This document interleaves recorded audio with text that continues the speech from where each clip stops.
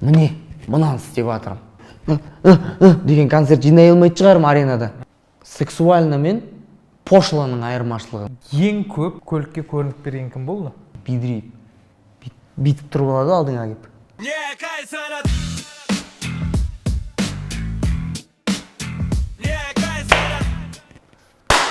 Ергеш, көлік құтты болсын.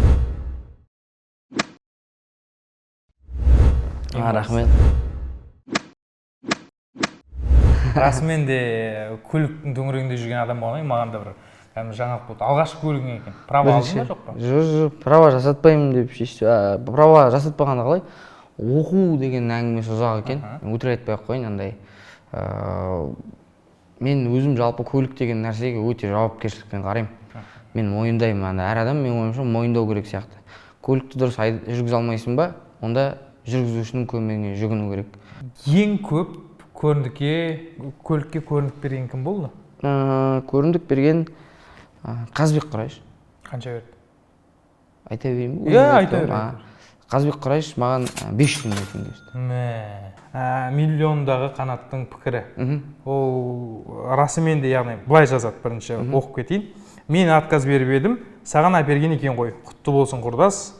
Көрімдігімді салайын, 16 санығымды айта қой. Яғни бұл әзіл болды ма жоқ әлде? Иә, айтып тұр ғой, біз құрдаспыз ғой, біз құрдаспыз. Бір жыл туылғанбыз, бір адамдай енді өтірік айтпай-ақ қояйын. Енді Қанат екеуміздің арамызда бір шекара жоқ. Құрдас дейді ғой, бір жылда жағаласып туғанбыз. Сондықтан ол адамдар жаңағыдай жазып жатыр ғой, білемін ба? Артында, иә. Ондай нәрсе емес негізі ол. Қанат тап өтірік айтпай-ақ қояйын енді. Кімнің ішінде бір көре алмастық, жаңағыдай сондай бір арам ниет жоқ адамды көрсет десе, мен Қанатты көрсететін едім. Сен қонақ ретінде шақыратын болса, қанша төлеу керек? Біз гонорарымыз айтылып жатыр ма? Иә. Сол мен негізі өтірік айтпай-ақ қояйын. Енді мүмкін ол менің бір қалай айтса болады, мен содан көп таяқ жеп те қалдым. Таяқ жегенде қалай енді ақша жағынан ұтылған кездерімде көп болды. Бірақ оны мен ұтылдым деп есептемеймін. Өйткені мен осы тұрғанда көздері тірі көріп жатса, мен жалпы концертке, мерекелік жиындарға шақырып жатқан адамдар көріп тұрса, мен ешқашан қасарысып тұрып алатын адам емеспін, именно баға жағынан келгенде. Иә, бірақ жалпылама қанша адам сенің өлеңіңді тыңдағысы келу үшін? Негізгі гонорарымыз 2 миллион теңге. 2 миллион теңге. Иә, 2 миллион теңге. Концертке, иә. Тойға да сондай баға ма? Жоқ. Тойға біз ыңғайласамыз. Әңгіменің ашығы, тойда бір определенный, енді слишком төменге, тіптен төменге айтамыз, түсіндіреміз, аға бұл жұмыс деп деген сияқты. Аға, әпке, кім хабарласса да. Тойға енді соның жартысы ғой. Соның жартысы, кейде өтірік айтпай қойын, одан да төмен болады. Жаңағыда айтып жатырмын ғой, мен қасымда өзі көмекшім бар, бауырым Диас деген. Ол да айтып отырады. Кішкене түсіріп берейік деп пе? Түсіріп берейік. Ана кісі кәдімгідей сұрап жатыр. Баласы жақсы көреді екен дегеннен кейін сол кісінің мүмкін бір батасы қабыл болып кетіп, ертең көбісі ойлайды ғой, құным түсіп кетеді, ау деп. Мүмкін сол кісінің бір батасы қабыл болып кетіп, ертең Құдай сенің құныңды көтеріп қояды шығар, білмейсің ғой. Сондықтан ол жерде адамның беретіні емес, Құдайдың беретіні маңыздырақ болып тұр ол жерде. Бір айда қазір, мысалға 30 күннің ішінде қанша күніне сен дизайн, яғни бос емессің? Қаншалықты сұранысқа иесің қазір 2026-да? Өтірік айтпай-ақ қояйын, менің артымнан ерген қаңқу сөздер шамалы жұмысыма әсер етпеді емес. Бірақ мен ол жаңағыдай дәл осындай интервью беріп отырады ғой көп адамдар, жаңағыдай жұмысым деп жанталасып, ойбай, мен жұмысым әсер етіп жатыр, мен тездетіп камераның алдына барып адамдарға түсіндірейін. Мен олай жасамаймын, жасағанда жоқпын. Неге? Өйткені әр адамның өзінің шындығы бар. Несібе Құдайдан, несібе Алладан. Маған ешкім үйімнің алдына ақша әкеп беріп жатқан жоқ. Мен Құдай бұйырам деген нәрсені маған миллион адам жабылса да, бір Құдайдың көзі түзу болса, мен ол нәрсені жеңіп шығамын. Сондықтан мен главный жаңағыдай жұмысыма өтірік айтпай-ақ қояйын, 25-ші жылы менің жұмысым 2 есе көбірек болды. Иә, 2 есе көбірек болды. бірақ қазір әсерін тигізді. Қазір мен бір айдың ішінде бір айда 4 апта бар ма? 4 аптаның 2 күнін жұмыс істеймін ғой. Бұрында 4 күнін, 3 күнін сөйтіп жұмыс істеп жүрдім ғой. 2 есе деген әңгіме ғой енді.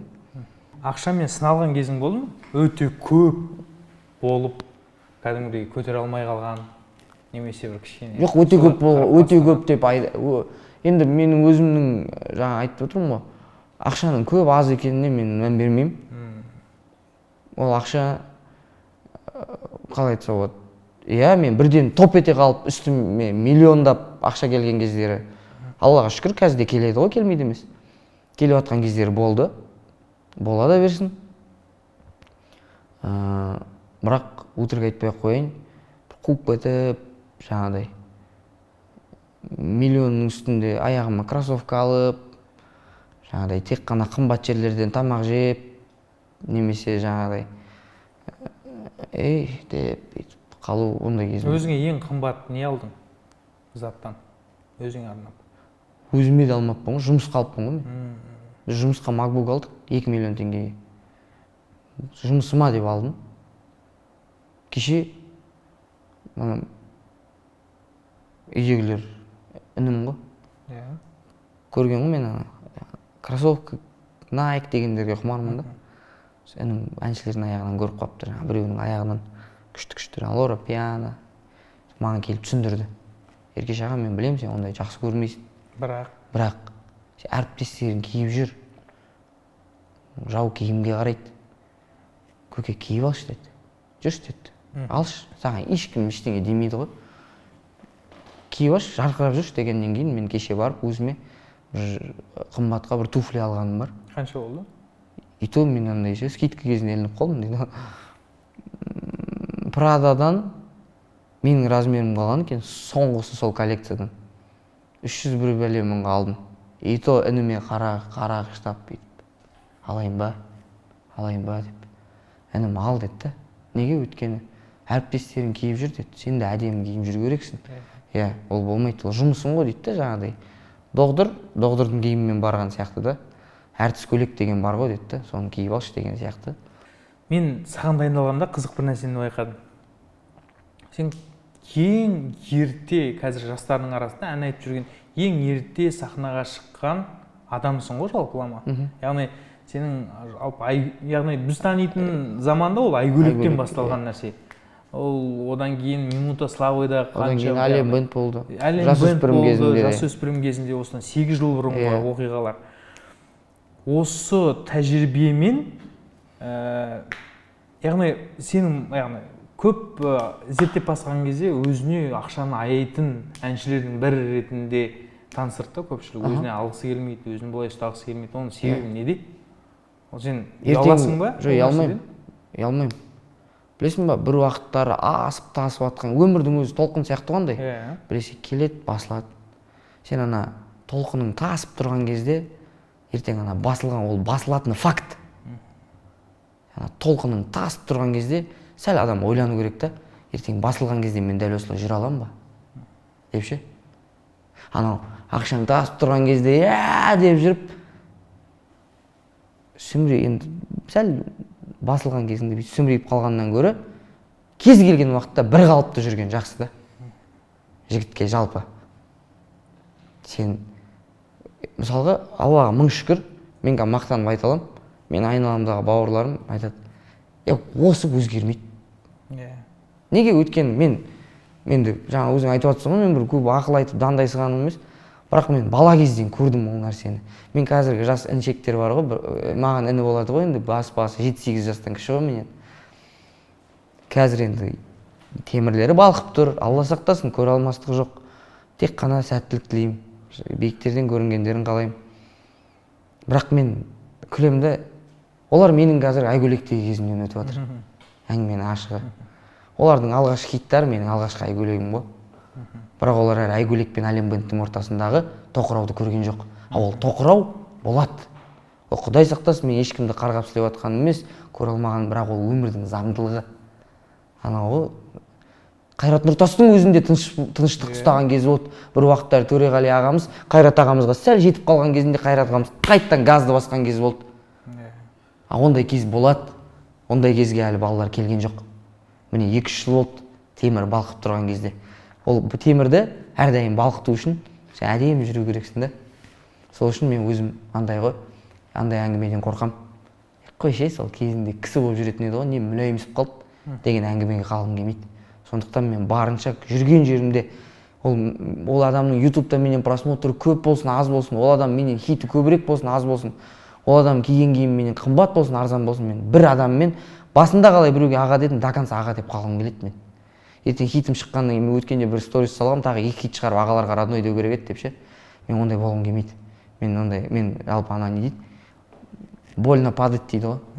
Мен сол больно падаттан қорқам. Жалпы жастарға көңілің тола ма әнші? Жігіттердің жұмысына? Жоқ, жұмысына бәріне көңілім толады. Жұмыстарына мен өтірік айтпай ақ қояйын, мен тыңдаймын. Өтірік айтпай ақ қояйын, мен тыңдаймын. Плейлистімде бар. Топ 3 сен үшін қазір? Мен жастардан дейтін уақытқа келгенде. Мен байқағанымша орта топ болып қалдық. Біздер орта топ болып қалдық. Замандастарымыз ғой? Жасымыз. Жастар кішілерден дейсің ба? Маған өте қатты ұнайды Бекс пен Тибо деген бауырлар бар. Мен жалпы қатты жақсы көремін екеуінде. Әли Өтенов деген жігіт бар. Әли Өтенов бір патрон жетпей жатыр оның ше, ана кәдімгідей ортаға бац етіп кіріп келуіне тағы да. Сосын Алғыт. Сол үшеуі. Сол үшеуінің Алғыттың дауысы өте қатты ұнайды. Тембрі. Әли Өтеновтің еңбекқорлығы ұнайды. Жатпайды. Сыртынан қараған кезде бір протесттің бір иісі шығады да, сенде бір бәрі былай жүрсе, сен былай жүруге тырысасың, немесе бір ескінің иісін ұстап қалғың келеді.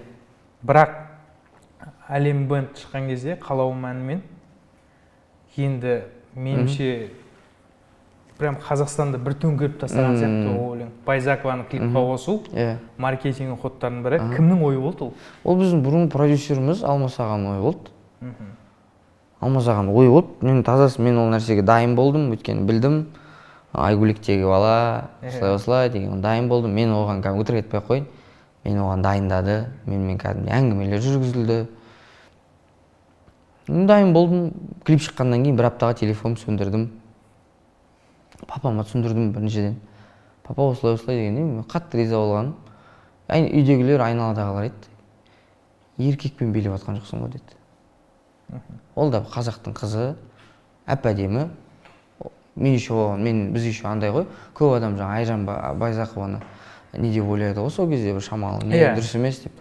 Біз бір кездескен кезде мен Айжан туралы ойымды толық, мен кәдімгі балалармен ерексіп қалуға дейін баратым. Сен оны білмейсің, сен онымен араласқан адам емессің, айтпасайшы олай деп та, ол образ ғой деп та. Біз Айжанмен бірінші рет кездескен кезде біз тапочка іздеп тыпыршып жатырық қой, таныс болды, қыз баласы боласың. Я в носках, пацаны деген кезде, болды ғой дедім. Өзіміз дедім. Болды, содан кейін мен өзім біліп тұрмын ғой, қандай адаммен билеп жатқанын, мен жаман адаммен билеп жатқан жоқпын. Комментарий жазып жатқан көп адамнан адамгершілігі жоғары ол қыздың. Сондықтан мен өзім үшін шешім қабылдадым да, айттым, мен жаман адаммен билеп жатқан жоқпын мен. Бұл яғни Әлем бенд жалпы сенің өмір жолыңда бір эксперимент жасалған кезеңнің бірі болды ма? Эксперимент. Ол жерде өтірік айтпай қойын, акцент та маған қойылды деп ойлаймын. Өйткені Айгулектегі баланың осындай, енді балапан болдым ғой енді. Бала кезімде уже қораз болып шамалы. Үнің шығып бастап жатқан кез, оны қабылдау адамдарға, мені көріп, көз алдарында өсірген ата әжелердің қабылдауыны өте қиындау болатынын білдім. Бірақ енді адам өсу керек, адам жаңа нәрселерге ашық болу керек. Сонда мен ол кезде жас болдым, 18-де болдым. 18 жасымда жасамағанда қашан жасаймын? 30-ға келіп қазір жасаймын ба не? Қазір жасағанымда шынымен ерсі болатын. Бірақ ол кезде енді жастықтың буымен әдемі өтіп кеттім деп ойлаймын. Енді жеке сен білетін нәрсеге қарап өтейік. Көзің әдемі 20 миллион, қызым 25 миллион, бір қыз бар 19 миллион, ең көп қаралым жинаған әндердің бірі ғой. Ішінде қызым қалай ойлайсың, қызым неге соншалықты, яғни сондай резонанс тудырған ән болып қалды көпшілігіне? Менің ойымша, өйткені енді мен сол жылы тұңғыш рет әке атандым. Сосын бір интервьюда айтқаным бар ғой, бесік құда болайық дейтін. Жалпы ондай нәрселерді ұнатпаймын. Жек көремін деп. Жек көремін. Соны шын ниетпен айттым да, мен ойымша сол біраз әкелердің дөп түстім ау деймін сол ойына. Енді содан кейін сияқты. Сосын жалпы шынайы болды ғой бәрі. Шынымен қызды болдым. Шынымен шын жүректен қызыма ән шығардым. Соның бәрі бір өздері пазлдар жиналған шығар. Қалған өлеңдеріңде тура солай өзің өміріңе қатысты нәрселерден шығарып отырасың ба? Иә, негізі көбін солай шығарам. Иә. Көбін дегенде, өзім авторы әні Еркеш Хасен деп тұрса, өзім шығарам. Кейбір әндерім сатып алам. Енді мынандай сұрақ, қызым деген өлең жалпылама әке өзінің махаббатын бір білдіретін өлеңге айналып бастады да, қызына өзінің арасындағы байланыс. Жалпылама, мен де ұл болғаннан кейін мен ол нәрсені түсінбеймін. Қандай махаббат әке мен қыздың арасында? Оны неге байланыстыруға болады, қалай сипаттауға болады? Әке мен қыздың арасындағы махаббат ол ерекше ғой. Ол деген әкелер негізі баяда ойлайтын едім, неге папа қандай қатал деп ше. Сөйтсем андай екен. Папам, мен енді біз үйде Аллаға шүкір бесеуміз. Үшінші бала қыз, қарындасым, аяулым. Папам сол қыз туылғанға дейін кәдімгідей андай болады ғой. Қатал болды, масқара. Қызы туылды, папам өзгерді. Кәдімгідей өзгерді, жұмсарды. Мен бірден қызды болдым Аллахың қалауымен. Ол деген бүглик ол. Мен оны айтып жете алмаймын. Сағынасың қызыңды. Өткен ананы нені айтып жатырық қой бағана, сен айтып жатсың ғой 26-шы жыл деп ше. Мен жаңағы басымнан өткен бір не әңгіме болды. Сол кезде мен үндемедім. Неге? Өйткені ол әңгіменің 70% өтірік. 70% өтірік. Маған қатты дегенім, сол кезде мен бір апта тыныш жаттым ғой. Бір апта тыныш жаттым, ешкімге ештеңе деген жоқпын. Бірақ қызым туралы бір комментарийді көрдім да, бір аптадан кейін. Болды мен сол жерде, әнші болмай кетейін.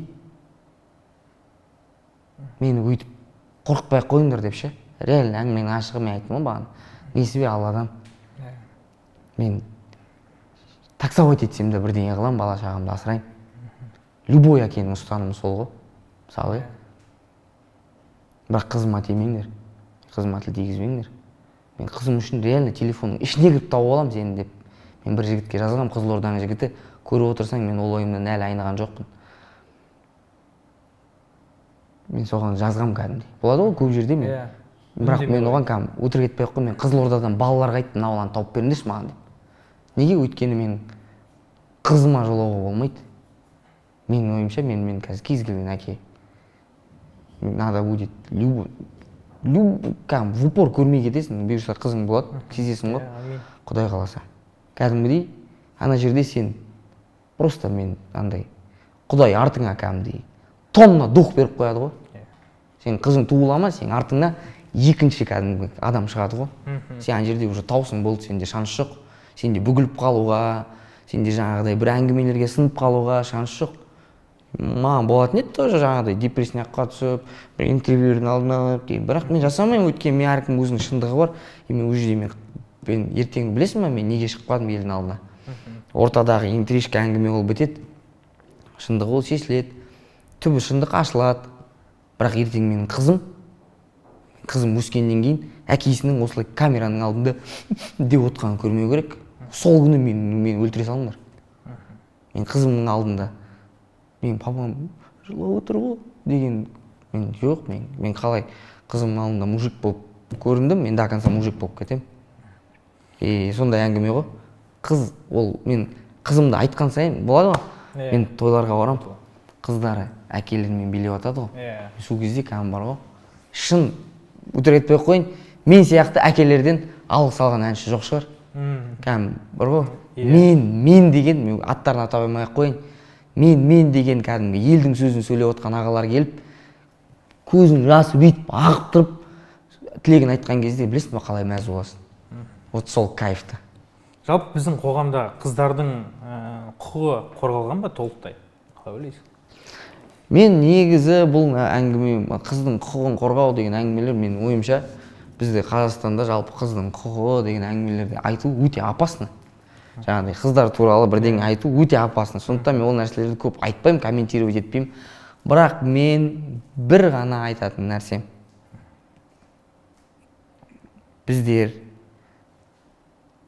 мен жаңа айттым ғой, қыз балаға болсын, келіншекке болсын, ол ұлты басқа болсын.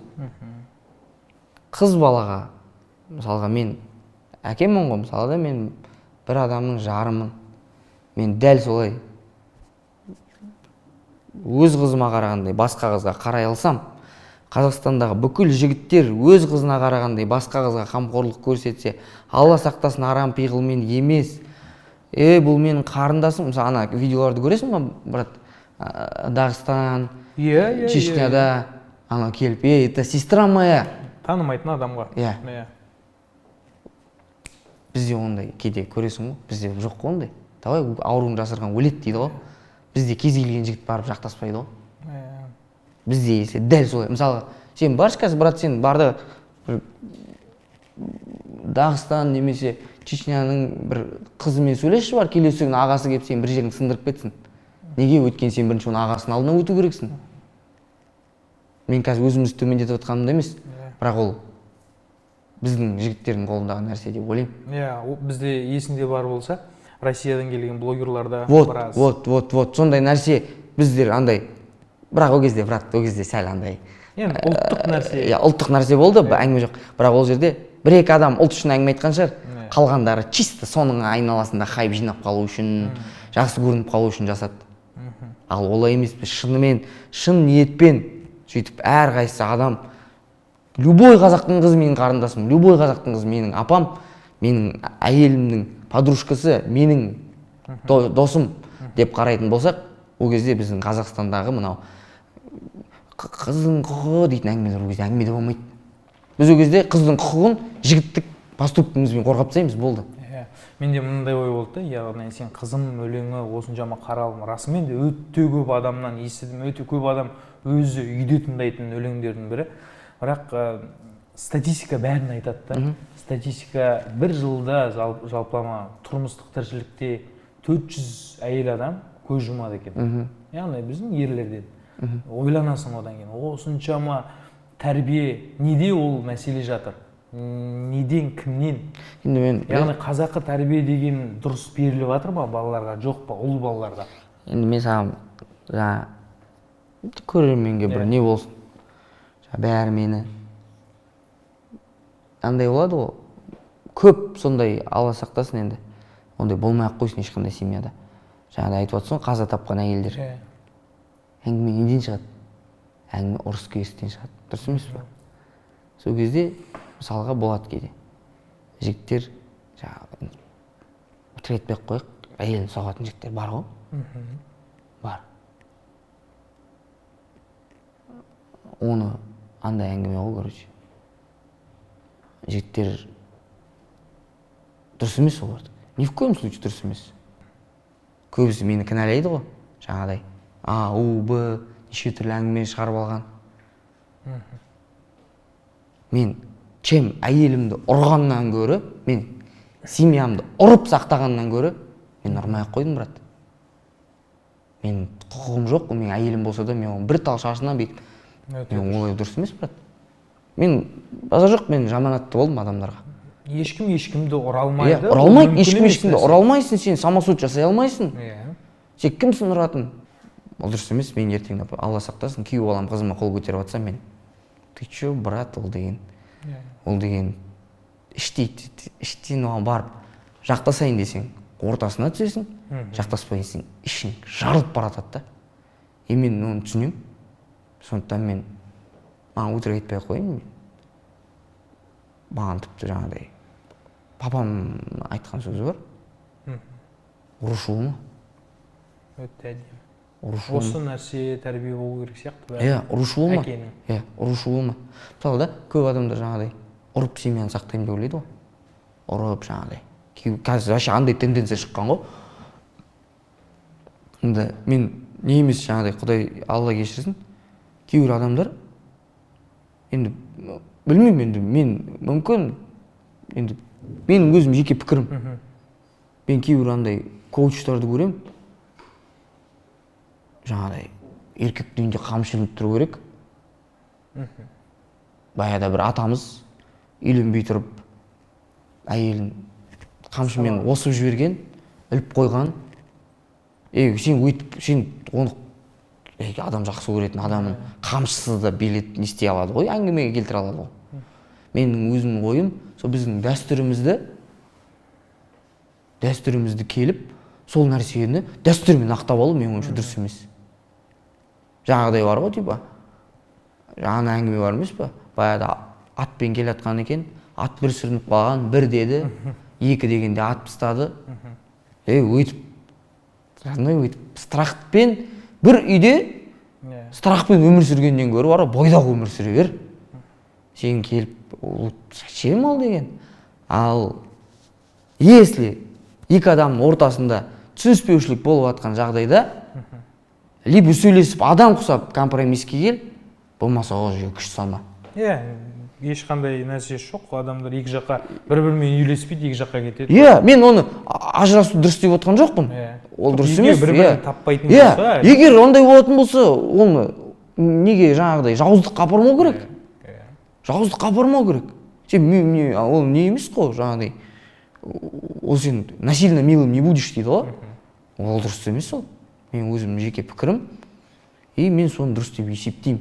Әйелге қол көтермейді, ол мәселені бүйтіп шешуге болады. Ешкімге, әйелге болсын, жалпы ешкімге. Көшеде де. Мысалы, мен қазір өтірік айтпай қоймын. Мен, например, қазір Құдайға шүкір, мен тренировкаға барам.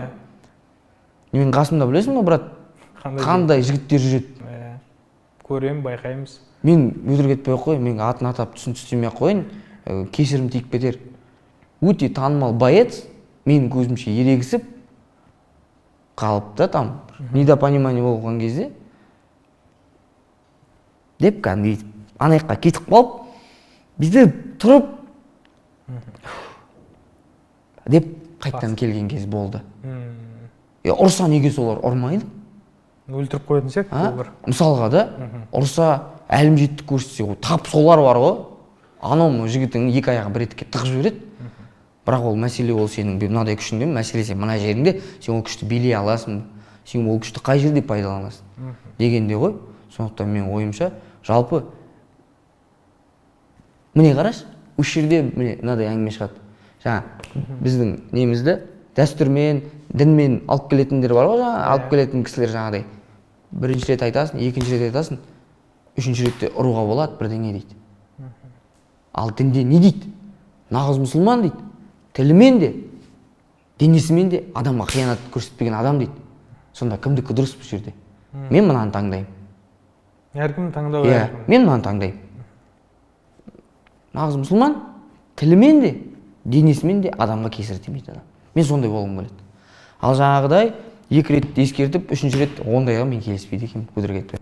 Мен ол нәрсені дұрыс деп есептемеймін, есептемедім, мен ол нәрсені жалпы іс-әрекетпен де көрсеттім деп ойлаймын. Енді тақырыпты былай қарай бұрып көрейік. Еркеш, кіммен төбелеске дайындалып жүр? Ешкіммен. Неге сонша көп ережесіз жекпе-жектегі тренировкалар, неге дайындық? Менен 2 жас үлкен, бірақ ағай дейміз. Ол мен психологым ғой, короче. Әркімде бір адам болады. Ер азаматсың ғой, көп жерде андай. Көп нәрсе, кейбір нәрсе ұнамай қалады. Кейде біреудің әңгімесін жұтып жібересің жаңағыдай. Конфликт создавать етпейін деп, жарайды, болыпты дейсің. Кейбір жерде біреуге айтайын деп айтқың келеді, оның дұрыс емес екенін айта алмай қаласың. Неге өйткені? Көңіліне қарап қаласың. Бокс маған кәдімгі терапия ғой маған, брат. Ол білесің, ол деген барасың, жүгіресің, ана өзің ішіңдегі нәрсемен өзің алысасың. Ол жерде түсінесің, сенен де мықты адамдар бар екен. Таяқ жейсің, эгоңды орнына түсіресің. Тәкаппарлығыңды орнына түсіресің. Тәрбие ғой. Бокс деген ол, айтады ғой, спорт джентльменов дейді ғой. Нағыз джентльмендер сол жерде тәрбиеленеді. Үлкенге құрметін көрсете алатын, кішіге ізетін көрсете алатын, қорғайтын адамды қорғайтын, әлімжеттік көрсетпейтін. Сондай жігіттер кәдімгі спорт залы, ана Хабибтің сөзі бар ма? Шын достарыңыз алдан табасың деп. Шын достарыңыз алдан табасың. Мен жаңағыдай жылдың басында бардым боксқа, январьдан бастап бардым. Өтірік етпей қойыңызшы. Бір жігіт менен Ереке трецта не болып отыр деп сұрақ қойған жоқ па? Ойлайсың? Ризасың ба? Бір жігіт маған сондай сұрақ қойған жоқ. Неге? Өйткені оларға қызық емес. Олар жігіттер да олар. Олар ана жігіт деген атты абыроймен көтеріп жүрді. Олар лишний әңгіме, лишний интрига. Мен барайын, сен бар, ол бәрімен бірдей сөйлеседі ол жердегі залдағы адамдар. Неге? Өйткені ол жерде сондай идеология құрастырылған. Бір жігіт, енді бізден жасы кіші бір жігіт, бір рет мен сұрақ қылады жаңағыдай. Мен сонда бағаның трестан қорқылдым. Осындай деп жатыр ғой. Деген кезінде ағай ұрсып берген. Мен залға не трестта әңгіме қылуға келдің бе не? Кет бар. Жаңағыдай. Осы үшін там 100 бёрпи деген сияқты әңгіме ғой. Мен сол жерден шынайылық таптым ғой. Мен сол жерге бара бергім келеді.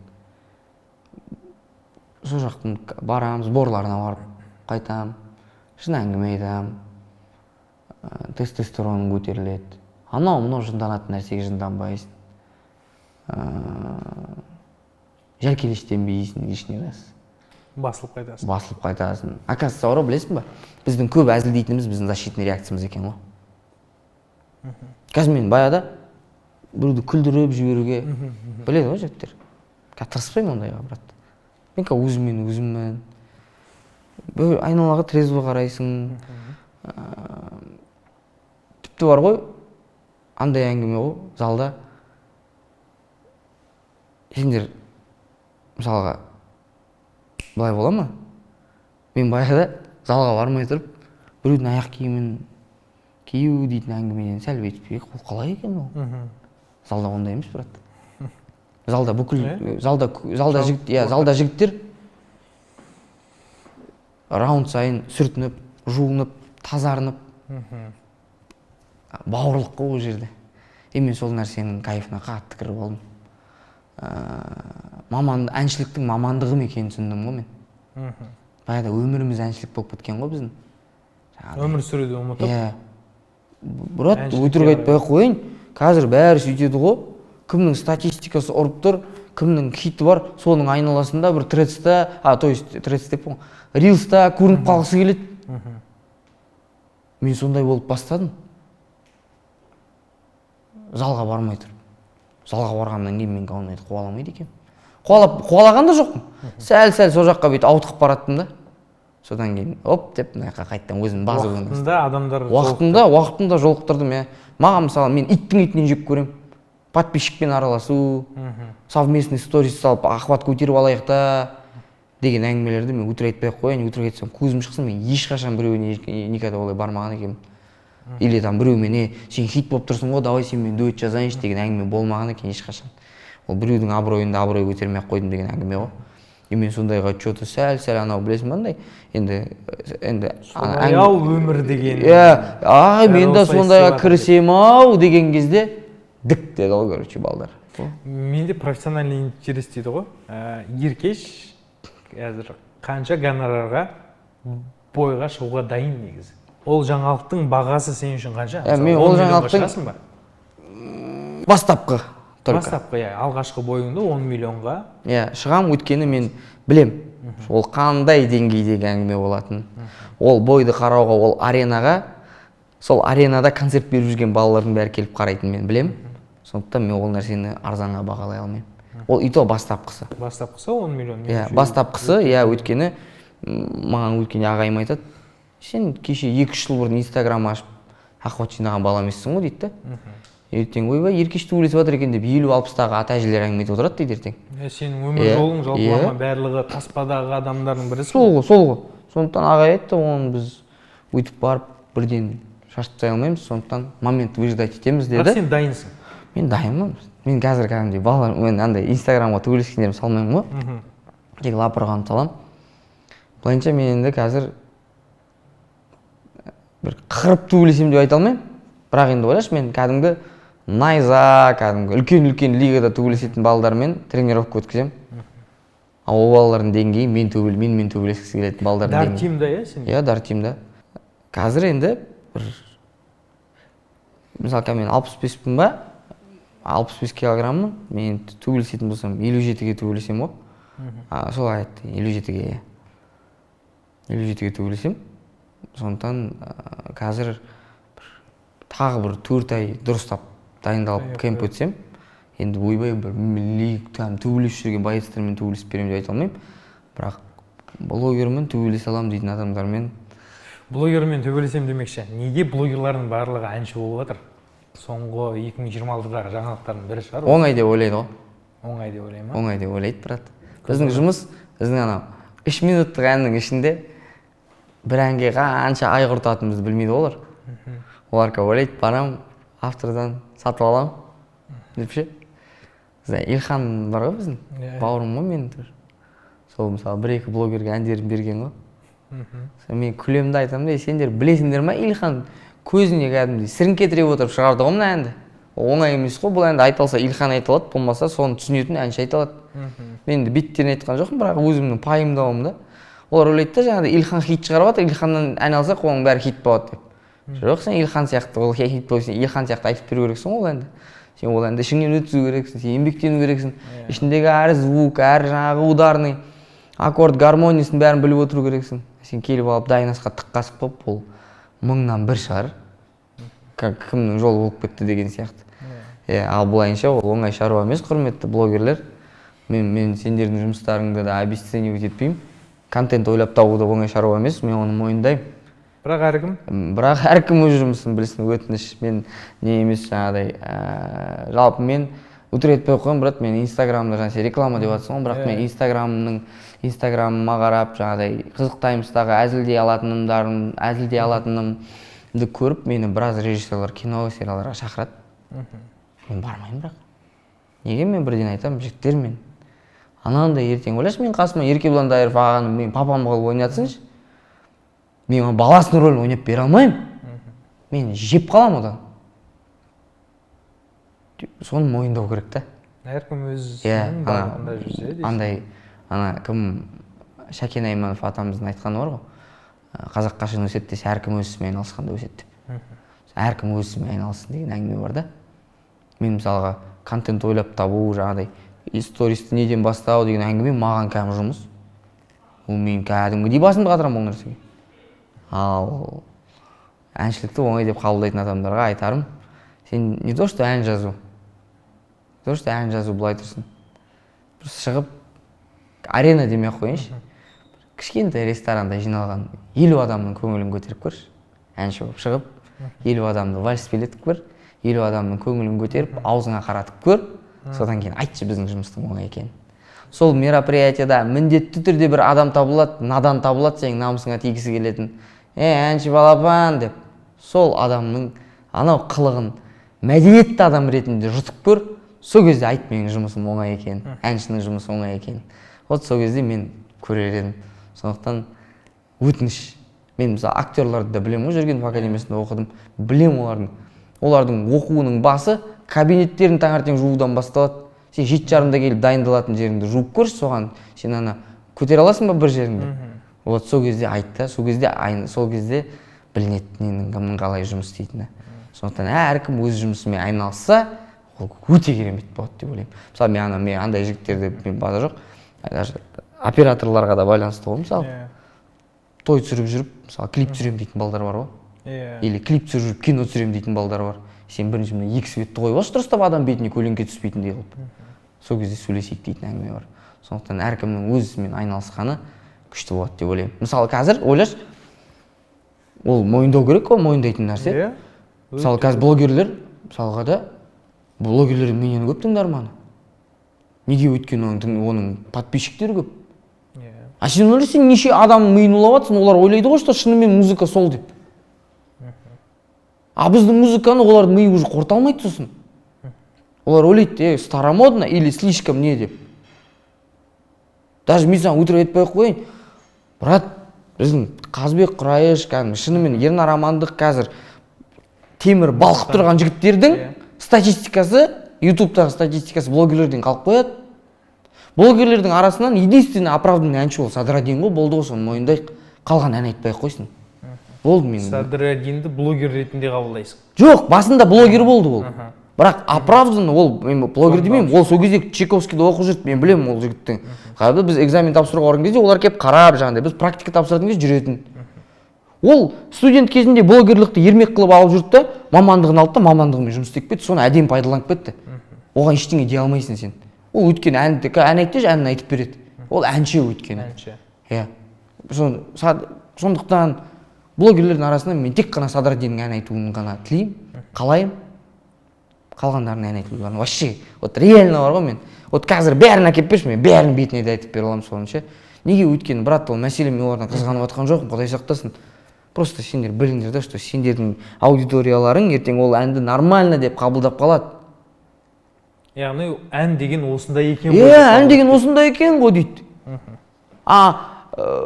Басқа реально музыка істеп жатқан балалардың музыкасы ол ауырып қалады, ол ертең түсінбей қалады ол нәрсені. Карантиннен кейін көп балалар жоқ болып кетті, қайдасыңдар деген бір. Мен сол кезде айттым. Келді ме одан кейін? Брат, келмеді сол. Келмеді. Ана өткенде Айымбек деген ағаммен кездесіп қалдым. Ағам мен жасы үлкен. Ана ән бар қазір кімдер білетін шығар, көрермендер білетін шығар. Кейде мұң айтқан бұл өмірге еш өкпем жоқ. Сол бір ән шығарды, карантин басталып кетті ғой. Ойлашы? Сосын мен өткенде айтамын, ағам, сондай әндері дәл қазір тыңдалып отыр. Давай тағы 3-4 тыныш. Ол здоровый конкуренция ғой. Біз бір-бірімізбен студияда жарысамыз да ол кезде, түсінесің бе? Ол кезде дерзкий әндер шығады. Брат, ол кезде натуре дерзкий әндер шығады. Нарық бар, бәсекелестік бар. Енді ойлашы, қарашы, Қазбек Құрайыш шайқап келатты да, әлі күнге дейін шайқап жатыр ғой. Аллаға шүкір. Басылмасын, мен тек қана жақсылық тілеймін. Одан кейін Ернар Амандық келді. Ернар Амандық шайқап бастады. Енді сен келесі Қазбектің келесі әндерін қара қазір. Мен тыңдаған жоқпын, просто мен примерно көрермен ретінде ойланып жатырмын. Қазбекке конкурент пайда болды, дұрыс жағынан. Қазір болды ғой, қазір музыканың качествосы өседі ғой. Мысалы маған да, енді мен әңгімен тазасы, мен қазір Құдай қаласа альбомыма кірісіп жатырмын. Мен үлкен пауза алып қалдым, жаңағыдай отбасылық ары бері. Сол нәрселердің бәрінен кейін мен альбомға кірісіп жатырмын. Соның өзі маған үлкен мотивация. Балалар жасап жатыр, давай жасайықшы бір. Мысалға сен бәсекелесің ретінде, дұрыс бәсекелес ретінде кімді айта алар едің сенмен? Мен дұрыс бәсекелес ретінде енді қазір бәсекелесе алмаймын, мойындаған ерлік.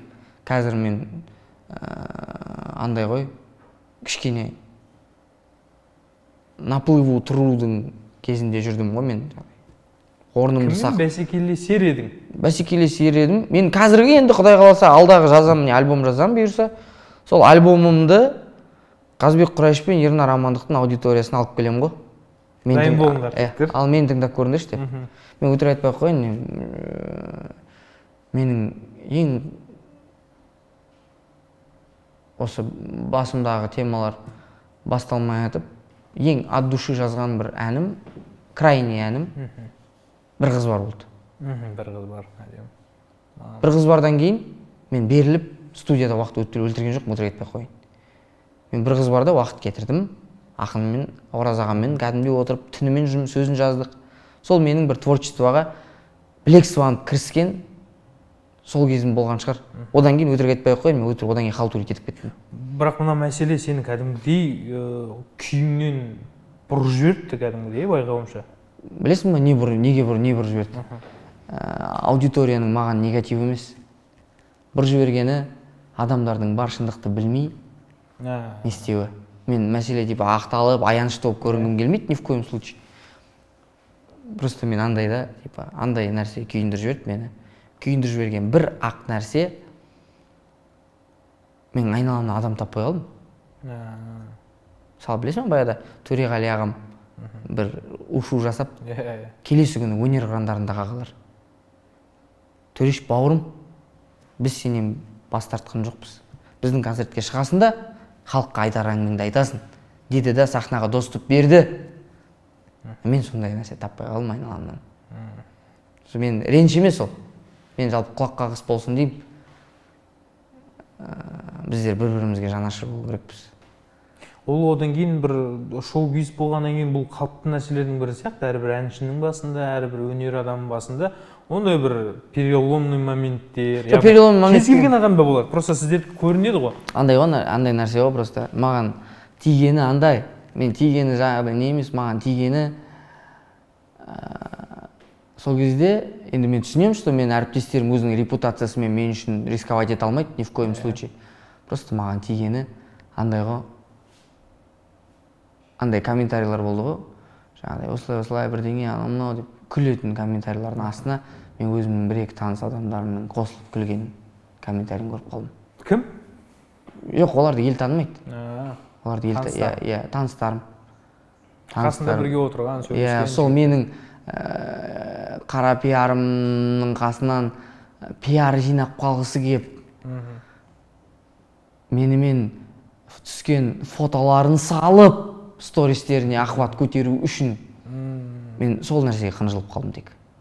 Андай мен туралы адамдар жаман айтып жатыр деп өйтіп ондай болған жоқ. Сен басыңнан меніңше ондай нәрсені талай өтті. Мен просто андайда жүрегіме жақын қабылдаған адамдардың сол хайпқа қосылып күлгендеріне көңілім түскен жоқ. Мен вывод жасап жүрдім, брат, просто. Мен андай көңіл күйім түсіп, анау бүйтіп жатыр ғой деген жоқпын. Мен просто так, еркеш, блокнот ашайық дедім ғой. Блокнот ашайық, давай сызайық. Бұл сынақ маған үлкен фильтр болды. Зато мен қазір анау адамға уақыт құртпаймын, брат. Мен смело трубкасын алмай салам ғой. Неге? Өйткені мен көріп қалдым ғой, брат, сенің комментарийіңді. Сен жігітсің ғой, біз жігітпіз ғой, біз жігіттеріміз ғой, біз. Зачем олай жасап деген әңгіме бар да. И мен үшін біраз адамдар жаңағыдай андай да. Андай нәрсе ғой енді. Құдай сақтасын, мен ешқашан олай жасамас едім. Концертіне шақырмай қалып жігіттер. Жаңағыдай типа пригласительный жіберіп атап бәріне. Ойлашы мен, қасымда мысалы, ойлашы не? Қасымда мысалға бір әнші отырады, соған пригласительный келеді. Маған келмейді. Сөйтіп ана әншінің өзі біліп тұрады, прикинь, маған айтады. Атын атап түсін істемей қойын, бір әнші досым екеуміз осылай тамақ ішіп отырамыз. Сол кездері мені келіп не істеуге келген ғой енді. Брат, қойшы деп. Мен айтамын, мен нормально бәрі, олай жұбатпашы мені, қойшы. Сол кезде жаңа бір кинопремьераға шақырту келеді ғой. Ойлашы, ана кино продюсермен мен араласам. Сөйтіп тұрады да, бүйтеді да. Деді да анау өз ыңғайсызданып қалды менің досым ше. Осымен тұрмын да, көрдің ба деймін да. Өне, деп па? Көрдің ба дедім. Нарық осындай болып тұр. Бұл реніш емес. Бұл, значит, біз де сондай болу керекпіз дедім да. Брат, оказывается, олай емес екен. Бірақ мен олар үшін өзгергім келмейді. Ондай адамдар үшін өзгергім келмейді. Бірақ жаңағы досым түсінді ғой. Мен айттым ғой. Айтам да, көрдің ба деймін да. Мысалы, әңгіме жоқ да, мен ол предпоказға сол уақытта бардым. Әңгіме жоқ, мен маған бірдеңе жағып жіберді да сол кездері. Бір мені көріп бір 10 адамың бармай қояр киноға да, там, или там, не да. Ладно, может, даже ол әсер етпейді да. Бірақ соған ана адамды, еще жігіттер да. Соған сендер ілініп қалыпсыңдар ғой. Соған жүрегі ауырып тұр дейсің. Мен соған жүрегім ауырды да, типа. Сонда сенің 2 айдан кейін бітетін киноңнан екеуміздің жігіттік қарым-қатынасымыз кем болды ма не деген әңгіме бар да. Мен де бір орында тұрмаймын ғой, мен де ертең өсем, алла бұйырса, Құдай қаласа. Өйткені жаңа айтып отырмын ғой, мен егер мен жаңағыдай артымда бір қуысым болатын болса, мен жүрмейтін едім, басымды тік көтеріп, брат. Бірақ мен білемін, мен андай да просто. Ол күлкілі нәрсе. Ойлашы, сен андай ғой, короче. Бір ойынға ілініп қалып тұр ғой, барлығы. Ойын екен бе? Ойынға ілініп қалып тұр. Тағы ғой, кәдімгі андай кездер болды ғой мен.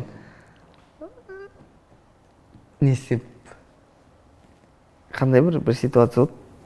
Иә, ситуация болды, бір ағам. Просто күлкілі да, мен айтқым келеді. Бір қонаққа шақырылған ғой енді бәрі. Бірақ олардың бәрі мен де таныстырған. Араластырып бастаған ба? Ойлашы. Бірақ олардың бәрін мен араластырып бастағам. Мынадай жігіттер тауып араласайық. Бірақ ана ситуацияның кезінде олар бірге қонақта отырды. Мен отырмын мысалы. Мен сол нәрсеге қатты андай күлкім келді ғой. Мен сол нәрсеге, мен бойымдағы протест сол шығар. Қазіргі протестім сол шығар. Мен өтірік айтпай қойын. Андай ешқашан адамның құнын жұмыстан төмен қоймаймын деп өзіме сол шешім қабылдадым. Ертең менің қандай әріптесім неге қалсын, сол күні менің концертім бола ма, ол менің қонағым, кеш қонағым болады. Мен оны солай қолдамағанда қалай қолдаймын? Араласатын адамың? Араласатын адамым. Мен өтірік айтпай қойын.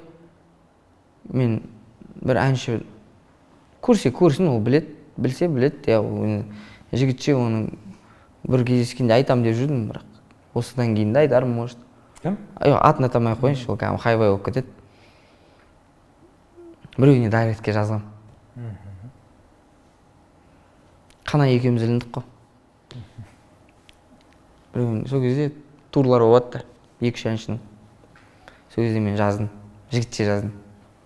Брат, маған не берші, площадка берші дедім. Мен әңгімемді подтекстін айтайыншы дедім. Қана екеуміз шығып айтайықшы. Давайте бір-бірімізді қолдайықшы осындай кезде депті. Қолдайықшы деп айтқан жоқпын. Я намекнул, короче. Андай. Кеш қонағы керек болатса, қана екеуміз барып береміз дедім. И ол типа ананы шутка деп қабылдады да, маған андай күлген смайлик жіберді, сонымен қалды, короче. Мен не күттім білесің ба? Брат, серьезно ма? Келесіңдер ғой, точно сендер сынып қал, андай не емес па? Это сендерді ол сындырып тұрған жоқ па, нормально ма? Болса, брат, конечно, міне, менің концертім полный зал болады. Келіңдерші, жеге мен сендерге көмектесейінші. Мен білем ғой сендердің қандай адам екендеріңді. Мен араласам ғой сендермен жігітше депті. Мен сол әңгімені күттім, бірақ ол әңгіме болмай қалды, короче. Дейсің ба? И ол әңгіменің болмай қалғанда жақсы болды. Неге өйткені мен ол концертке шықсам, бір ақталған адам сияқты болып қалар ма едім. Осы ақталу, яғни ақталып қалам деп ойлап отырып, шын мәнінде не болғанына байланысты анық-қанық А, Б деп түсіндіріп бермегеннен де осы түсініспеушіліктер болып жатыр деп ойламайсың? Болып отыр. Неге өткен бәрі үйреніп қалды, осылай келіп отбасы ғана тұрады. Өз басында құрастырып алады, немесе барлығы үйреніп қалды. Брат, мен саған өтірік айтпай қояйын, оның кезінде маған ақшаңды төлейін, интервью эксклюзивқа маған кеште хабарласқан журналистер көп болды. Мен егер шынымен ол нәрсемен хайповать ететін болсам, егер шынымен сондай ел ойлайтындай төмен адам болатын болсам, брат, мен де отырар едім. Мен ана ақшаны алып, мен уже баяғыда уже қызыма Астанадан үйін алып беріп, осы тема ғой, осы мен істей алмаймын ба жағдайды деп. 2-3 интервьюға барып, брат, мен бар ғой, Мейрамбек ағаға машинам бар деп айтатын едім ол кезде, брат, сол кезде уже. Но мен олай жасамаймын. Мен олай жасамаған себебімді айтайын. Мен жаңа айтты ғой, мен басымнан өткен әңгіме деп. Мен көп хиттан өттім ғой негізі. Айгөлекте, әке не деді, Абайдың баласы мынау деді. Одан кейін жаңа мамам қайтқан, мамамен шынымен қайтты ғой 7 айлығымда. Мамам қайтқаннан кейін әкемді өлтіріп тастады. Жетім екен, детдомнан екен деп. ол баламын ғой, маған тиеді ғой ол. Ойлашы, сенен келіп, сен 12-дегі баласың, айгөлек жүріп тұрған, сенен біреу келіп деп саған жетімге қарағандай қарап тұрады. Одан кейін әлем бойынтен өттім. Мен хейтті көтере аламын. Сол сен хейтті көтере аласың, бірақ осы ситуация сені бір ішіңнен бір басқаша өзгерткен секілді болып көрінді де. Мен білесің ба, неге жауап бермедім? Бірінші очередь мен отбасыдағы нәрсе жалпы отбасыда болу керек. Жақсы жағымыздан көрсетейік отбасымызда. Үлгі болайық жақсы жағынан. Бірақ былық жағын көрсетпей қойғанымыз дұрыс қой негізі. Ол біреу оқтау алмай жүрген шығар ажырасуға. Ойлашы, сен ажырастым деп хабарлайсың, бітті, мен ажырастым, бүйттік, сөйттік, үйтті. Адамға сәл болсын жел беріп жібересің ғой. Рекламасын жасайсың ғой. Мен біріншіден соны істегім келмеді. Дұрыс емес нәрсені насихаттағым келмеді. Екіншіден, брат, мен егер шынымен мен туралы жазған әйелдермен әйел болып салғыласып, шынымен семьямдағы таяқтың екі ұшы болады ғой. Мен арғы ұштың әңгімесін айтып қойсам, менің баламның анасы мен көтерген хейтті көтере алмайды. Мен қиянат жасағым келген жоқ. Мен келіп алып, оны алып алып, да, мен тоже мог, сендер білесіңдер ма дейтін әңгіме любой адамда бар. Сол әңгімені айтып, ана жаққа стрелканы бұрып жіберіп, ертеңгі күні менің баламның анасы психологически подавленный, немесе сәл жынданса менің балама ұрысып беретін адам болып кетуін қалаған жоқпын мен. Мен ол адаммен тек қана жаман күндер сүрген жоқпын ба? Мен ол адаммен жақсы күндерді де сүрдім. Сондықтан мен кетерде оның арқасына пышақ тығып кетуге мен олай жасай алмаймын. Әңгіме жоқ, мен адамдар жаман адам деп айтады шығар. Айта берсін. Бірақ шын ниетпен айтайын. Мен экс-келіншегімнің таңертең тұрғанда 100 қонша емес әңгіме оқып отқанын қаламаймын. Оны мен көтере аламын, мен қаным үйренген, мен бала кезден соған дәріптенгем. Мені бала кезден сол нәрсеге тастап жіберген. Бірақ ол нәрсеге үйренбеген адам болу өте қиын. Ойлашы, сен халық жаусың ғой почти, брат. Өте ауыр, бірақ бізде мысалға осындай айтылмай қалған әңгімелерден кейін, яғни ішкі кухняда қыз бен жігіттің немесе әйел мен күйеудің арасындағы болып жатқан нәрселер емес, бір ажырасу деген нәрседен бір алшақтайды да адамдар. Яғни екі адам бір-біріне табиғи тұрып болғаннан кейін белгілі уақытта ақыл тоқтатқан екі адам бір-бірімізге келмейді екенбіз деп айта алады. Ол қалыпты жағдайлардың бірі. Сол нәрсені мүмкін ашық айтпағаннан кейін де көпшілігін думать етеді. Яғни ашық айтқандардың барлығы хайповать етеді. Мынау жаман деген нәрсемен. И ол норма болып қалғанына кішкене өкінішті болып тұр. Енді әңгіме қалай болмасын. Өкініштісі сол. Яғни мен сен әншісің ғой. Мен сен тек әніңді ғана тыңдағым келеді. Әніңнен түсінгім келеді. Сенің күйіңді, не кешіргеніңді, не өткізгеніңді. Ал жеке өмірің, ол сен жеке өмірің, маған ешқандай қатысы жоқ. Одан кейін де сенің әнің бір басқаша болып қалмайды дегендей ғой. Айтқым келіп отыр. Оны білесің ме, қандай адамдар істейді, брат? Өзінің өнеріне, өзінің әншілігіне не уверен адамдар істейді. Өзінің өнерінің мынада қандай жол жүре алатынын білетін адамдар істейді. Осы қазір хайповать етіп алайын, осы қазір істейтін істеп алайын, сосын басқа затқа ауысып кетемін дейтін адамдар істейді. Немесе просто воздухандар істейді, который отырып алады да, сен қалай ол сен камераның алдына барып алып әйеліңмен қырылғанды айт. Мен келіншегіммен қырылғанымды көрші бөлмедегі әке-шешеме айта алмаймын. Ол өздері естіп қалып, не болды деп кірмесе, ол нәрсе сол бөлмеде қалады, не то что елге камераға айтылады. Ол нәрсені кейбір адамдар сондай қылып жіберді. Ол нәрсе құлаққа өте қатты жағады да, брат. Қатты жағады. Сериал құсап күтіп отырады. Мен жазғаным бар ғой сториске. Ағайындар, мен отырмаймын камераның алдында, уайымдамаңдар деп ше. Күтпеңдер дедім ғой. Неге? Маған ойлаш, баға бір қыз жазады, интервью қашан бересің? Не білгіміз келіп жатыр ғой. Ол норма болып бастады. Бұл дұрыс емес. Ол бар ғой. Ол деген өте дұрыс. Мен жалпы андай әңгіме бар да. Бізден үлкен адамдар да бар, бізбен қатар адамдар да бар. Сол нәрсені қару қылып алған. сол нәрсені қару қылып алған. Сәл болмай жатса, сәл Инстаграм өшіп баратса, жаңағыдай купальникпен фото салып жібереді. Сәл несі бірдеңесі өшіп баратса, там осындай жылы, осы кезде, осы маған бүйтіп еді деген нәрсе. Қойықшы ондай нәрсені, зачем? Қазақта сөз бар ғой, куташардың жанында болсын деп. Зачем бір-біріміздікін ашып? Әнімізді айтайық, дұрыс жағынан көрінейік та дейтін әңгіме бар да, короче. И цифраны да сол нәрсе жасап тұр. Ютубта да просмотрды сол нәрсе түсіріп жасап тұр. И даже адамдар киноны сол нәрсе арқылы айналдырады. Клиптарын сол нәрсе арқылы айналдырады. Олай ол дұрыс емес. Сен бақыттысың ба? Әңгіме жоқ. Мен жаңағы нелерді қолдаймын. Болады енді. Күшті жағынан көрініп жүрген отбасылар түсіреді. Мысалы, Бұрыннан түсіреді. Бұрыннан түсіреді. Мысалы, анау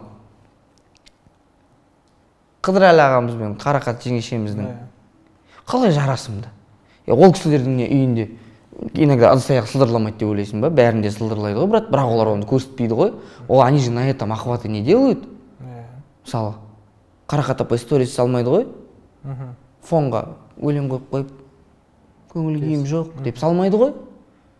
Керісінше күйеуі анау хит болып кеткен видеосы бар ғой, сковородкамен тамақ жеп отқан. Қандай керемет. Түнгі 12-де болса да күйеуім келіп тамақ сұрады, мен тамағын істеп бердім деген әңгіме ғой ар жағында жатқан. Қалыпты жағдайын көрсету. Бақытты, күшті нәрсені көрсет. Мысалға, сол жерде, например, Қыдырәлі аға картошка жеп отыр. Сол жерде бір жігіт тұрды да, маған да бір картошка істеп бересің ба? Қыдырекен құсап бір тамақ жеп алайын деді. Күшті позитивный настрой ғой. Или там әйелі картошканы аппетитный жеп отыр, картошка жейміз ба? Деді да, әйелі мен күйеуінің бір оңашада бір отырысына сол видео себеп болып жүрді. Меніңше ол жерде мынандай бір нәрсе бар секілді. Көрермендердің де сұрауында бір гәп бар. Өйткені бізде де үйленетін кезде бастайды былайынан үйлендік, көрсетіп, өмір тарихын көрсетіп келеді бір сериал ретінде Инстаграмда. И бір моментке келген кезде все, бітті, тоқтады. Ей, тоқта, анау не болды? Өткендегілерің не болды? Өткенде мәз жүретін. Күшті болды ғой деп. Не оны мен әнші ретінде қабылдаңдар, мен жеке өмірім бөлек деп ұсталу керек секілді. Немесе мен блогермын, не бар, не болып атыр, осылай блогты жүргіземін де, осылай кетеді деп қабылдау керек пе деп те ойлаймын. Өйткені көрерменнің де бір осы жерде бір жалпы сұранысын орындау керек ау деп ойлап қаласың. Жалпы мен өзім мынадай нәрсеге жақсы көзқарастамын. Ертең не болатынын ешкім білмейді. Болды. Ертең не болатынын сен Потап пен Настя Каменский үйленіп кетеді деп мен ойлаған жоқпын. Мен де ойлаймын. Ойладың ба? Ойлаған жоқсың. Олар да ойлаған жоқ, брат. Олар да ойлаған жоқ. Сондықтан менің ойымша біреуден бірдеңе күту жалпы бұл өмірде ол ақымақтық. Біреу мысалға адамның өмірінде не болатынын, қазір 2 минуттан кейін мына жер опырылып түсе ме, Құдай сақтасын, біз білмейміз ғой. Ол отбасы. Адамбыз ғой біз деген. Адамдар. Ол возможно, ол ешкім ажырасам деп үйленбейді ғой. Ол әрине келісім. Тойыңда страхпен жүрмейсің ғой, мынаны қатты құшақтап қоймайын. Или там видео салмай. Салмай ақ қойшы фото, ертең может ажырасып кететін шығармыз деп айтпайсың ғой сен. Фотографқа айтпайсың ғой, түсірмей ақ қойшы, ертең ажырасып кетіп жатсам тағы әңгіме болады деп айтпайсың ғой сен. Мен ойымша ол тупизм. Сен просто әнін тыңда, өміріне тілекші бол. Өмірінде бірдеңе болды ма? Жарайды, адам ғой ол да, болды. Ары қарай әнін тыңда. Оның әншілігі жоғалып кетпейді ғой мен бірге. Қарғап сілеме дейді. Зачем? Ол не дейді? Жүйелі қарғыс иесін, не дейді? Кезін табады, жүйесі қарғыс иесін табады деймін. Бір сөз бар ғой. Ұмытып қалып отырмын. Ол адамға жалпы біреуге өлім тілегенше өзіңе өмір тіле. Адам баласына жамандық тілеп, адам баласына бірдеңелерді жаңағыдай алдынан кесетін сөз айту, мен ойымша ол біткен адам ісі. Ол біткен адам ісі. Ол ертең білмейсің, сенің де мысалға маған да қаншама комментарий жазып отыр ғой, үлкен ойлашы маған. Мен ең қатты қынжылтқаны, сен мысалға айтады ғой. Қазіргі жастар тәртіпсіз. Сендер білесіңдер маған неше мұғалім аузына келген сөзін жазды. Кәдімгі фонында коллектив деп тұрады. Пәленше номерлі білім орта мектебінің осында бастауыш сыныбының мұғалімдерімен бүгін сондай фотоларын тауып аласың. Енді сен сонда кімге ренжисің? Қанша балаға сабақ береді? Кімге ренжисің сен? Аузынан ақ иткіл көк ит шығып отқан адамдар маған солай кейбір, бәріне топырақ шашпаймын. Ұлағаттылары бар. Бірақ осы да жоқтары бар да. Мен кәдімгідей өтірік айтпай қойайын. Әлі күнге дейін бар шығар, балалар скрин жасап алған. Мысалы сен қарап отырасың ба әркімді кіріп? Андай жаман сөз жазады ғой, кәдімгідей андай болады ғой, Құдай сақтасын. Жаңағыдай. Не дейді? Қарғап сілеп, жаңағыдай. Алла сақтасын. Оңбаған деген сөз айналайын болып қалады. Оңбаған деген ең тәтті. Ең тәттісі болып қалады. Сол сөзді одан асқандарын көріп қаласың ғой кейде. Барап қаласың. Қызық қала, кім жазады екен мынада әңгімені дейсің ғой енді. Дік деп кіресің, ішінде, допустим, Орманбаева Света 76 деп тұрады. Мен әкемнен 2 жас кіші адам ғой. Еще мұғалім екен да, примерно айтайын. Еще маған жазып тұрған әңгімесі андай, бірақ баласын туған күнімен құттаған да. Жаным балам, Алла бақ берсін саған. Сен қай жағыңшын? Конкретно келгенде. Сондай нәрселерді оқимын. Оқығанда қалай енді, оқып қалам. Оқимын деп оқымайсың. Анау бар ғой, кеудесінде жүрегі бар адам любойына ауыртеді анау негізі ше. Одан кейінде өлең жазуға деген құштарлық азаяды дейсің ғой? Жоқ, оған құштарлық азайған жоқ. Оған никогда азаймайды да, Аллаға шүкір, мен сүйікті ісім, мамандығым, оқыдым, өмірім соған арнап келе жатырмын. Бірақ андай ең қатты қызынжылтатыны сол сол уақытта Шымкент қаласында, білесің ба, нақты қай күн екенін білмеймін, сол периодта Шымкент қаласында бір қарындасымызды бір жігіт пышақтап кетті ғой, ол жатқан жер жайлы болсын. Ойлашы, үлкен қалада, кәдімгі ЖК-ның алдында адам пышақталып, кішкентай ғана қаршыдай, менен де кіші, сенен де кіші қарындасымыз, сондай не болады? Ол кәдімгі елге реально шошитын зат. Ертең сен бала шағаңды қалай жібересің мынадан кейін? Қоғамға реально керек нәрсе болып туындап атқанда, где жаңағы маған комментарий жазған адамдар сол құзырлы органға жазып, мынадан кейін мен балам қалай жүреді көшеде деп шум, дабыл қағудың орнына адамдар менің әңгімем қызығырақ болып жатыр да. Мен сол нәрсені көрдім да, ё-майо дедім. Ойлаш, адам қызынан айырылып қалып жатыр. Ертең Алла сақтасын, ол адамның орнында любой болуы мүмкін. Сен соған уайымдаса, менің отбасылық темамды уайымдағанша. Сен ертең балаң кешке үйге қайтарда артынан біреу шықса, сол қорқыныштырақ па, или еркешқа сенің өмірі қорқыныштырақ па? Анау қорқыныштырақ қой, брат.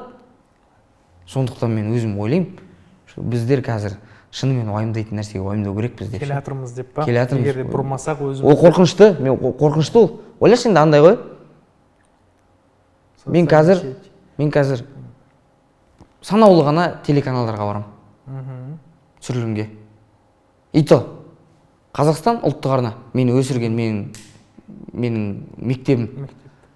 Одан кейін хабар. Өйткені оны көріп өстік, қарап өстік. Сосын 7-ші арнаға барам. Неге деш? 7-ші арнада көп негатив жоқ. Көбінесе развлекательный. Жаңағыдай идеологиясы дұрыс деп есептеймін. Көп тек адамдар қызық көреді. Қызық көреді, позитивный әңгіме тыңдайды. Хабар Қазақстан мен өзім, ол жалпы мемлекеттің қарауындағы 2 канал, олар жаман әңгіме айтпайды. Мен осыларды қараймын, осылардың съемкасына барам. Неге? Өйткені олар никогда на хайпе звондамайды саған. Мен ол адамдардың, ол каналдың әкімшілерінің жылдың басында мен айналамда шум болып атты, ау деп атқан кезде сол адамдар мені съемкаға шақырған жоқ.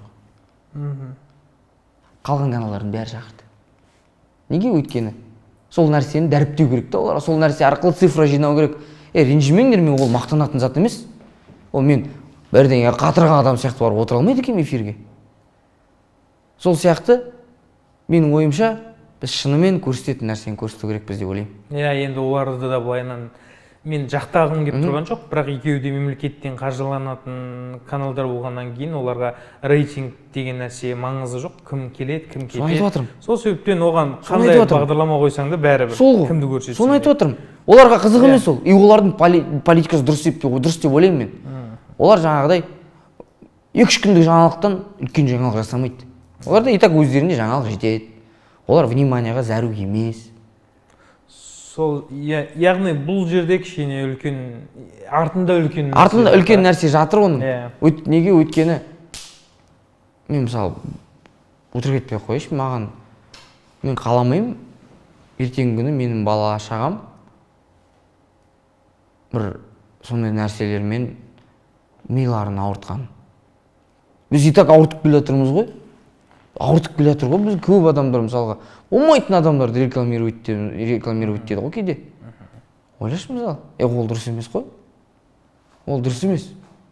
Мысалы анау мен жыным келеді, өтірік айтпай ақ қояйын. Мен өткенде үйдегі кішкентайым бар магазинге барып келші десем болды, Джеки Чан дейді. Сол жерде басынан бір тептім. Не ол Джеки Чан деген? Ол мәселе мен ол тұлға туралы айтып отқан жоқпын. Бірақ сен соны айтатын адамдарды дәріптеп, мен үйімдегі бір адам сен зомби қылып қойғансың ғой уже. Ол ағасына Джеки Чан деп тұр ғой уже. Ол сау сиырдың боғы емес ол. Ол дұрыс емес қой. Мен оны дұрыс емес деп есептеймін. Мысалы, қалай болсын? Значит, сонша нәрсе жасалады екен, бірақ бір персонаждың әңгімесі мен інімнің миына сіңімдірек болады екен. Ол неден? Соған жұмыс істеліп, соған не істеліп жатыр да жаңағыдай. Назар не істеліп жатыр? Пропаганда? Пропаганда жасалып жатыр. Білмеймін, может, дұрыс жағынан сондай персонаждар шығару керек шығар. Бірақ мен қорқам. Өтірік айтпай ақ қояйын. Мен қорқам. Ойлашы, мысалда, мен өткенде бір фестивальға бардым. Ән айтуға. Фест. Награждение. Мен неге айттым ана сөзді? Әншілер келіңдерші деп. Маған кім келіп айтты ғой? Ақерке Бүркітбай. Али Оқаповтың жары. Али Оқапов ағамыздың жары. Сол кісі залда отқан екен. Маған айтады, сен шыққанға дейін аппаратура дұрыс емес деп ойладым дейді. Енді ойлашы, ол жерде кімдер ән айтып отыр? Атак бар ғой, біздің академияны бітірген, бірақ жаңағыдай шынымен талантты балдар шыға алмай жүрді ана сахнаға. Ой, сахнаға шығып жатыр. Мен сені кешке итерем. Брат, ол сөздің аты жоқ. Мен саған еркекше айтайын сонда сөздер. Оның қолы менің иығымда, менің қолым оның беліне, бірдеңе ау деген сахна деген ән республика сарайының сахнасында айтып жатыр. Ойлаш? Неге ондайлар? Потому что ол адамдар ұялмайды, ол адамдар цифра береді. Қойғаным бар ондай цифраңа, натуре айтайыншы. Сен егер... Так, кім еді? Бір саяқта рэперлер шықты. Асап же дейді да. Жесең же натуре. Ол же деген сөз сахнаға шығарып айтыла ма? Айтасың ба, әңгіме жоқ. Может мен старомодный көрінетін шығармын, бірақ мен ертеңге уайымдаймын. Мынадай кішкентай уақытылы нәрсемен улап атсыңдар ғой. Әрі қарай 2 жыл тұрып қалды ғой ана бала. Асап же деген ән нормально деп тұрып қалды ғой ана бала. Енді кім түзетеді оны? Клубыңда айт, әңгіме жоқ. Бірақ республика сарайының сахнасына шығарып, ондай әңгімені айтқызу, натуре мен бар ғой. прям төмендік ол. Оны бір нарық ретінде қабылдағың келмейді ма? Қабылдағым келмейді, брат. Ол өнер деп есептемеймін мен. Мен рэп деген нәрсені есептеймін рэп деп. Өнер деп. Оны Шиза оқыса, я? Оны там Улук Манапов оқыса, мен қол аяғыммен мен тыңдаймын. А бірақ жаңағыдай нәрселерді бірдеңе сенің қызың жезөкше, мен оның көйлегін шешемін дейді. Не сөз ол? Ондай әңгімемен райондағы дос балаларым тоннасын айтып береді қазір саған. Келтіріп берші деп ше. Натури ғой. Тоннасын айтып береді. Әлем жары картоптың қабығы, теректің бұтағы, пәленшенің бұтағы дегенді айтып береді менің класстастарым саған. Бірақ ол нәрсе сахнаға шықпау керек та, родной. Ол нәрсе саундтрек болмау керек деп есептеймін мен, брат. Қанша мен старомодный, мен шал деп ойлай беріңдер осы жерде бар ғой, бірақ мен өзімдікіндей қалам. Баяда білесің ба? 2012 жылдары қандай саундтректер болды? Өмір заңы қатал, күнің батып таңың атар. Саундтрегінің өзі бір отдельное искусство. Мысалы, тран-дан-дан-дан-дан-дан, өтеді өмір өтер, еркінді күн без кетер деген. Старомоднылық па не? Ақан Сатаев сонда не тупой ма не андай әнді саундтрек қойған? Или Ақан Сатаев ағамыздың миына жетпей ма не басқа саундтрек алу? Бірақ алды ғой, неге өткені біледі, ертеңгі күні ана өсіп келе жатқан бала шағасының алдындағы жауапкершілігін біледі ол. Сондықтан мен ойымша, мен сондай нәрселерге мен жаңа сен протест деп жатсам ғой, мен ішіндегі протест осы родной. Блиц жасап жіберейік, тарс еткізіп, бір есіме жетеді. Қысқа да нұсқа таңдаулар жасаймыз. Атақ па ақша ма? Атақ па ақша ма? Смотря қандай атақ қой. Егер жақсы атақ болса, әрине абыройлы болып жүрген жақсы ғой. Алматы ма, Астана ма? Алматы арман қуып келген қалам, бірақ мені осылай тәрбиелеген Астана. Сондықтан мен көбісі айтады ғой, Астана, Алматы дейді. Мен екеуін бөліп жари алмаймын. Мен мектепті Астанада бітірдім, университетті Алматыда бітірдім. Назарбаев па, Тоқаев па? Мен политикаға араласқым келмейді. Қайсының саясатын ұнайды? Қай заманда өмір сүрген ұнайды? Бала кезім Нұрсұлтан атамыздың кезінде өтті. Ештеңеге не істей алмаймын. Ұнады ма саған? Ұнады. Енді бала кезімде саясаты ұнады, иә? Аллаға шүкір, өміріміз тыныш болды. Бәрі жеткілікті, Аллаға мың шүкір. Тоқшылықта өстік қой. Жаман деп айта да алмаймын, айтпаймын да. Қазіргі енді жігіт өмірім Қасым-Жомарт Кемелұлының басқару кезінде өтіп жатыр. Қазірде ештеңеге жалып түсе алмаймын. Қазірде Аллаға шүкір, жейтін наным, ішетін суым үйімде бәрі бар. Ақ па, қара ма? Ақ. Той ма, концерт пе? Концерт. Хит пе, сапа ма? Сапа. Рахмет үлкен. Көрермендерге тіркеліп ерекше комментарий қалдырған түсінікті. Рахмет үлкен.